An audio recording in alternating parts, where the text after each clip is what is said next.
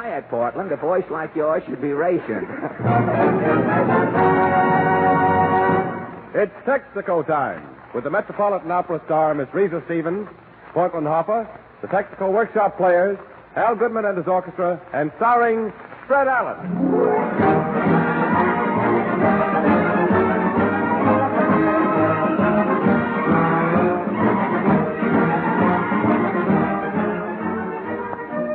Jimmy Wallington saying hello for your neighborhood Texaco dealer and inviting you to be his guest tonight at the Texaco Star Theater.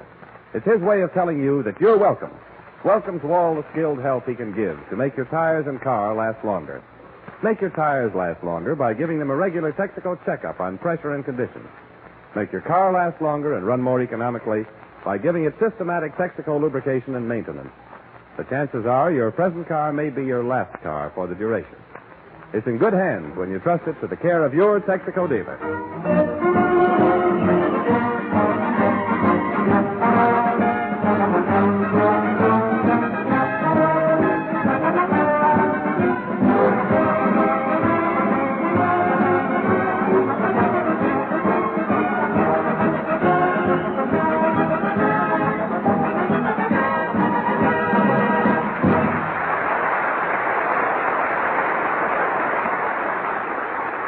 This week, ladies and gentlemen, Mr. Jeffers, the rubber director, is asking all citizens to pick up nails and broken glass in the streets to save tires. We now bring you a man Mr. Jeffers can't save. He was born a flat tire, and here he is, Fred Allen.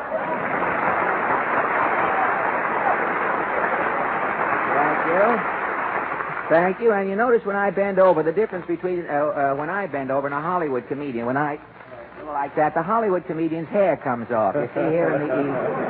We have sterner men whose hair stays on. Thank you, and good evening, ladies and gentlemen. Say, Jimmy, that is an excellent idea, of Mr. Jeffers, asking people to pick up glass and nails off the streets like that. Yes, Fred, if people will pick up nails in the street, there'll be fewer punctures, and motorists can conserve their tires. Well, that's right, Jimmy. I read that the street department here in New York is experimenting with a big magnet. They have this magnet, and they drag it down the street, and the magnet picks up the loose metal. Well, how's the magnet working out, Fred? Well, it's a little too strong, Jimmy. The first time they dragged the magnet down Broadway, it yanked the badges off of 20 traffic cops. It dragged the Flatiron Building 2 blocks farther uptown. And when the magnet passed the stock exchange, it pulled U.S. Steel down 7 points. Yes, Jimmy, the thing is... Well, Portland, I didn't see what you meant. Have you heard about Mr. Jeffers asking people to pick up all of the metal and glass they see in the street? Yes, and the women of America should be thankful. The women? Why the women? With no nails or glass, it'll be safe for a woman to cross the street in open-toed shoes. In open-toed shoes, eh? Well, you don't wear open-toed shoes, do you? I used to, but dogs would blow their breath on my toes, and it tickles. Dogs would blow their breath. Well, most women have stopped wearing the open-toed shoes, It's risky to show that much nylon these days. They have little dwarfs going around who are stealing the nylon toes out of it. But this conversation is silly, Portland. I think I'd better turn to the news. What is your question tonight? Well, during the past week, as you know, the newspaper delivery men went on strike, and for 3 days, the people here in New York City had no newspapers. And so our question tonight is, did going without a newspaper for 3 days bother you in any way? Are you going to ask the people in Allen's Alley? Yes, Portland. When you want to know how folks feel about an important issue, Allen's Alley is the place to go.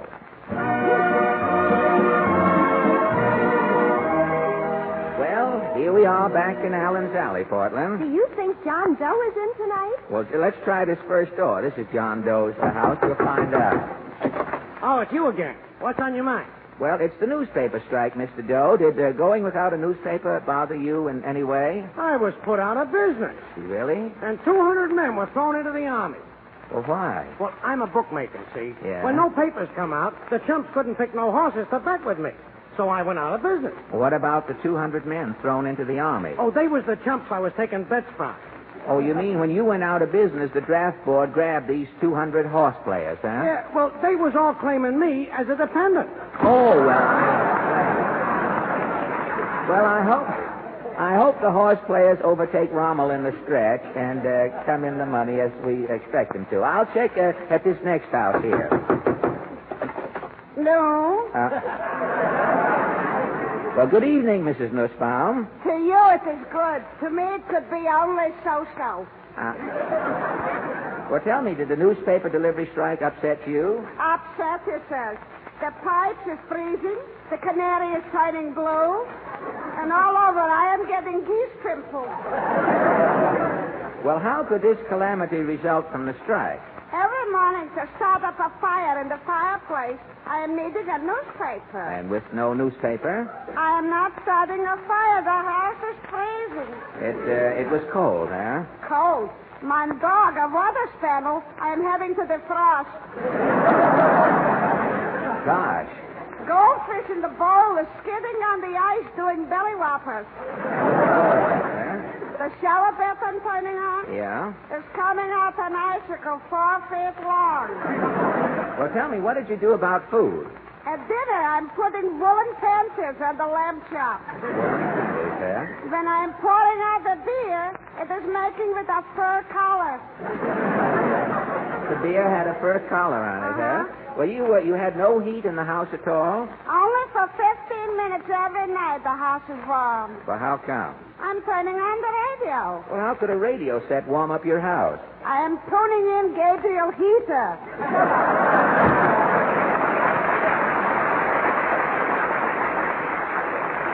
Well, that takes care of Mrs. Nussbaum. I wonder if Socrates Mulligan is in tonight. Not only in, he's all in. But tell me, Mr. Mulligan, did this newspaper business bother you? Oh, for them 3 days the newspapers didn't come out, I almost went nuts. Really? Yeah. Monday I'm nervous all day, I can't eat. Uh-huh. Tuesday I'm taking Benadryl all day. You were? Yeah, Wednesday I got 120 fever. They got me in a straitjacket. You were in this horrible physical and mental state because there was no news? Not no news. No? No Superman. Oh!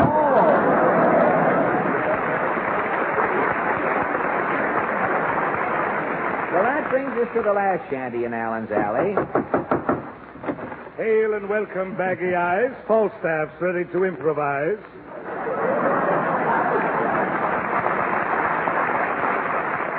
I am not here to listen to your new poems, Mr. Openshaw. A hoot for your intentions. It's the old owl coming out in you, huh? Now, Have you heard? The night was still, all was serene, as I sat there feeling my tangerine. No. Or, I knew it was malice, Alice, when you sent me that Vitalis. No. You'll have to launch the ship with Texaco, Captain. My mother drank up the champagne. You have insulted the integrity of every radio listener who has tuned into our program tonight. We have been talking about the newspaper strike. Precisely why I opened my door. I have written a poem. What is your newspaper poem called? What newspaper? This is the Yuletide season. I have written a Christmas classic. Oh, really? How does it go? Greetings, merry gentlemen, from Tunisia to Nome. My Christmas present for you all is, tonight, I recite no poem. Thank you very much.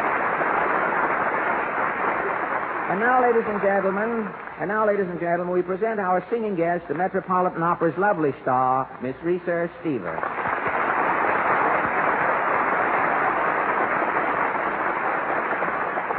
Miss Stevens, I hope that coming here from the Met, you won't think our surroundings too sordid. Not at all, Fred. It's a great pleasure to join you tonight. Well, thank you. You know, when I asked you to come here, I must confess I had a selfish reason. Really? Yes, Christmas is 5 days away, Miss Stevens, but we thought that we might be early to establish a Yule atmosphere. Now, if you could lend an appropriate song to the occasion... Oh, do you think Ave Maria from the Opera Cavalleria Rusticana would do? Well, I'm sure it will, Miss Stevens. Mr. Goodman, if you will.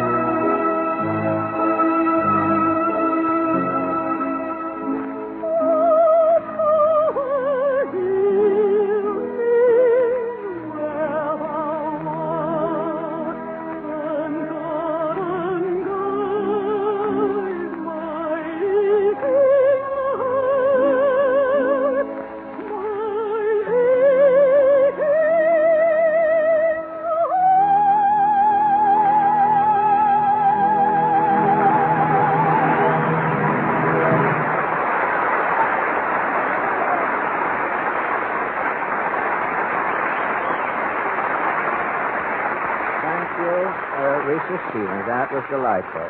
And now, Jimmy Wallington. Ladies and gentlemen, does your car believe in Santa Claus?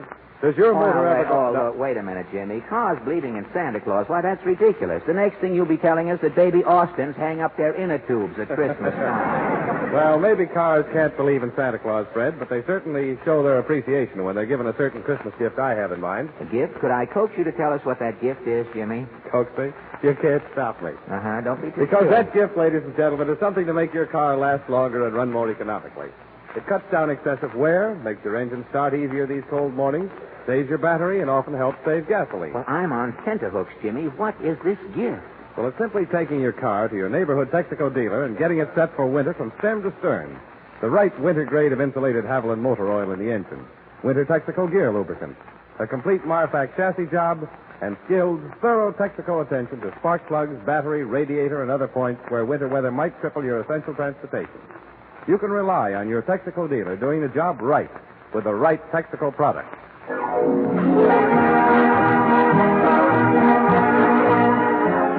That was just a short flurry of Winter Wonderland played by Al Goodman and his Makes You Want to Sit This One Out orchestra. And now yes, Portland. Mr. Allen, I hope you like the Christmas gift I got for you. Oh, Portland, a gift? Yes, I was in Cartier's yesterday. Cartier's? Why, Cartier's is the most exclusive jewelry shop on Fifth Avenue. That's the place. Well, I hope they gave you good service. They sure did. Mr. Cartier himself told me how to get to Woolworth. Oh, fine. You know, I did so much shopping at Woolworth's this Christmas, they're calling me Mr. 5x10 now. And I got a swell present for you in the fur department at Woolworth's. They have ferrets who wait on you there. And this ferret sold me a coat. It's a Russian sable. You mean it's a genuine Russian sable? Genuine Russian? Why, this sable still has a Nazi in its teeth.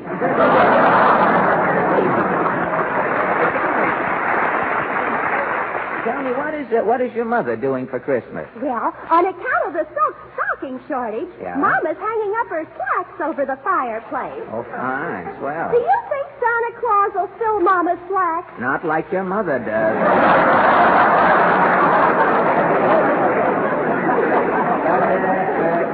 Go away. You bother me. I have to make a special announcement. About our guest? No, tonight we're going to do our Christmas sketch, The Portland. what you do every Christmas? That's right, and I have to make an announcement here. Ladies and gentlemen, since radio at this season each year prevails upon Lionel Barrymore to revive Dickens' Christmas Carol, the Texaco Workshop players curtsy to tradition and wake up their cast to repeat a Christmas fable they first presented years ago. Now, tonight, Santa shows his claws in a modern tale called Santa Claus Refuses to Mediate, or Jingle Bells Shall Not Ring Tonight. Overture, Maestro.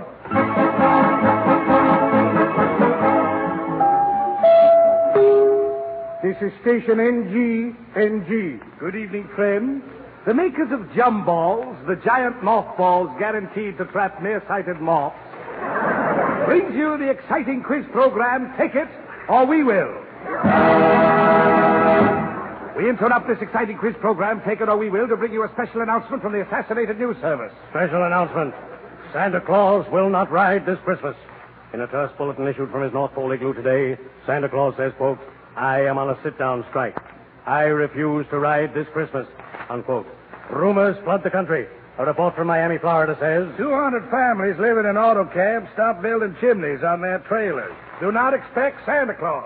At Rutland, Vermont, a little girl says I wrote Santa Claus a letter and got no answer. He ain't coming.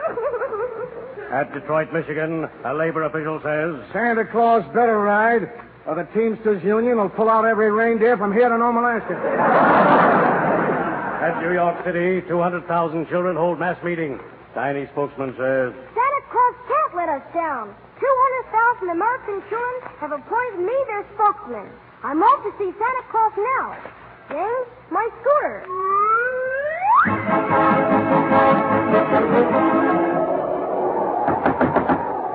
Well, come in, little boy. What are you doing way up here at the North Pole? Brr. Is this Santa Claus's igloo? Yes, Sonny. I'm Mrs. Claus. Who are you? I'm Buddy Jones. Are you lost, son? No. I'm here to see why Santa Claus refuses to ride this year. I'm glad you come, son. I've been arguing with the old sunset all week, and he refuses to budge.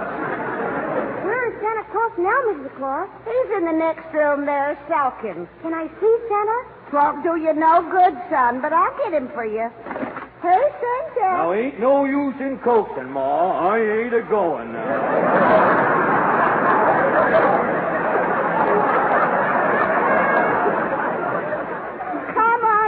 Stupid, you got company. Yeah, company who? I'm Buddy Jones, Santa Claus. Well, don't mean nothing to me, small fry. Is this awful rumor true, Santa Claus? Yep, I ain't riding, son. But this is Christmas Eve, Santa. Trees are lighted. Millions of trusting children have hung up their stockings. The world is waiting for you. Well, the world can wait. Now, I ain't a-riding. But Santa... Ain't no use, Nipper. He's stubborn. I ain't not neither stubborn, Ma Claus. I'm just sick of being Santa Claus. The world don't appreciate nothing. Squabbling, threatening, striking, warring. But you just can't quit, Santa. You must have a reason. I got plenty of reasons, Sprout. As spokesman for 200,000 kitties, I demand a statement. Well, what is it you want to know, Shaver? Well, why won't you ride tonight, Santa Claus? Well, son, I'll tell you. Sit down here on my lap. Son, I've been Santa Clausing it ever since the world began. For 1,942 years, I've been bringing people presents every Christmas, trying to spread joy. My intentions has been good, but my reward has been nothing but heartaches and misery. The first trouble I had was way back in ancient Rome. It was Christmas Eve in the court of Nero. The emperor was playing a violin concerto.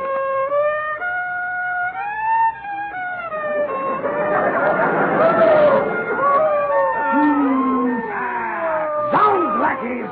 You dare to give Nero the pheasant? We want the hottiest come here. Hey, your majesty is cornea. What, cornea? You rebels scoff at my Texaco? Your music will never get Rome hottier. Get hottier! You dogs! Begone, hypocrites! Grabbius! Nero can't get hottier, so swine! I'll show them. What tumbles out of my chimney? Merry Christmas, Nero. Merry Christmas. Who art thou, lumpkin, the chimney sweep? I'm Santa Claus, Nero, bearing Christmas gifts for your majesty. Ultimus nausea. What is it, another basket of figs from the Rome stage door canteen? My gift is a trinket rare, Nero. So rare, it hasn't even been invented yet. Here. Gramercy lout, what is this tiny golden box? It's a cigarette lighter, Nero. Turn that little wheel. Oh, blood. Merry Christmas. Merry Christmas, Nero. It flames! Rome has scoffed at Nero. Nero will have his revenge. Oh, hey, what's that lighter, Nero? You're setting fire to them draperies. I can't make Rome hot with my music, huh? I'll make Rome hot another way. Revenge! Look out, Nero. Fire, fire, fire. So you see, son, if it wasn't for Santa Claus, Rome wouldn't have burned. Gosh, that was too bad, Santa. See, there I was trying to spread good cheer, and what did I get? The first hot foot in history. But that was 2,000 years ago, Santa Claus. You shouldn't hold a grudge that long. Well, Nero was just prologue to my trouble, son. A few centuries later, I set out to bring a present to Napoleon and Josephine. I'll never forget that Christmas, son. Josephine was sitting on a chaise à Davenport. Napoleon opened the door. Bonjour, ma petite. Nettie! Voilà. I am this one to wait to Waterloo, especially to say au revoir. Mon lover, mon nappy rappy. 1 minute and your nappy is away. C'est la guerre. Ah, Nappy, I will be faithful. Bien, bien. If quelques man will dare to pay close to my Josephine, I will kill him. Touché. But your petite Josephine has no other boyfriend, Nappy. Je swear. Bien, mon big beefy oiseau. I have a farewell present for you, Nappy. I will fetch it. Wait and see, huh? Oh, bien, bien. Mademoiselle from any place Hey, who goes there? Who is coming to the fireplace? Merry Christmas, Napoleon. Sacre bleu. You've come to woo my Josephine. Gigolo. Hold on. Put down that truncheon. Voilà, cochon. Take this. Oh. Take this. Oh. Take this. Oh, let me out. Help! Very bien. La, your little Josephine returns, nephew. With the mistletoe you slide, pretty girl. Oui, I forgot it is Christmas Eve. What can be keeping Santa Claus? Santa... Mon Dieu. You are expecting the chap in the red suit? Oui, nephew. Do you think Santa Claus will come? Not tonight, Josephine. Yes, son. Napoleon gave me a concussion that Christmas. Running out of the castle, I fell into a moat. My ermine got wet and come to life. My collar and one cuff got away. But you can't say mad at the world because years ago one crazy freshman mucked you up, Santa Claus. Well, things has happened since, son. Another Christmas, I got a raw deal in a suburb of England. It was called the American Colony. I dropped in at the house of some jockey called Paul Revere. The cottage had no chimney, so I looked in at the window. Mrs. Revere was preparing a Christmas turkey. Paul come gimping into the room. Christmas dinner ready, Effie? Yes, Paul. Pull up a chair. No. Set my plate on the mantelpiece. Can't you sit down yet, Paul Revere? That ride was last April. Through every Middlesex village and farm ain't once around Central Park, Effie.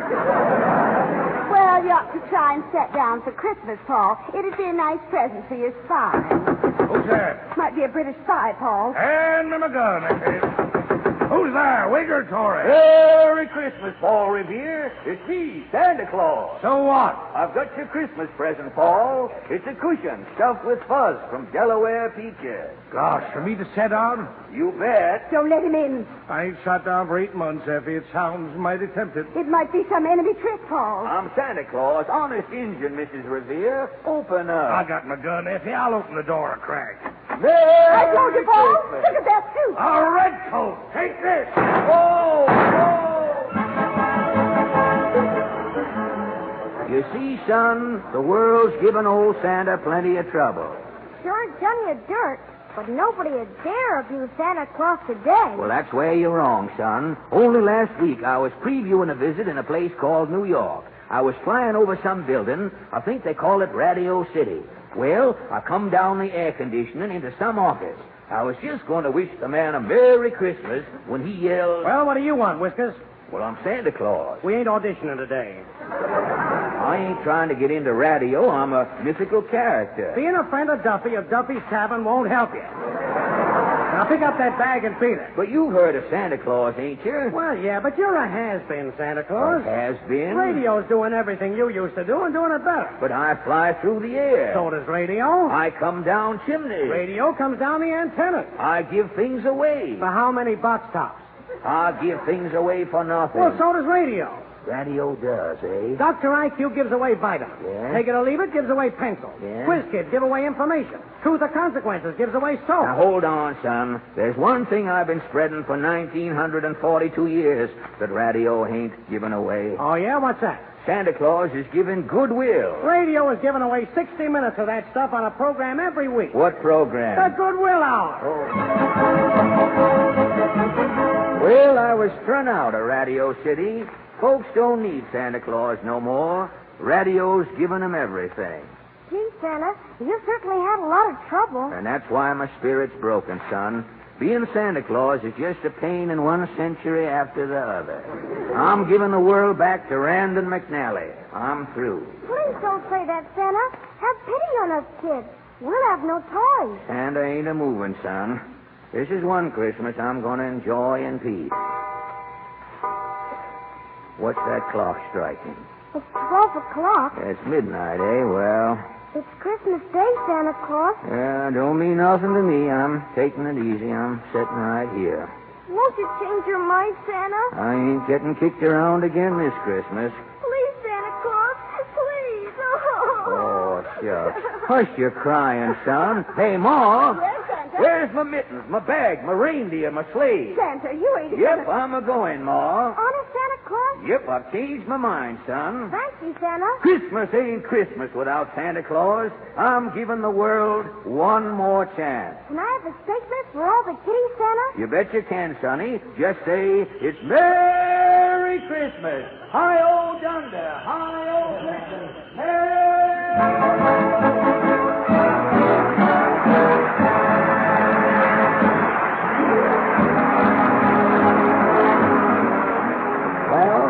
That takes care of tonight's installment, ladies and gentlemen. Next week, our guest will be Dennis Day, star of the Mary Livingston program. Jimmy Wallington with a word from Uncle Sam. If you live where fuel oil is rationed, it's your duty to your family as well as the nation to make your allotment of fuel oil go farther.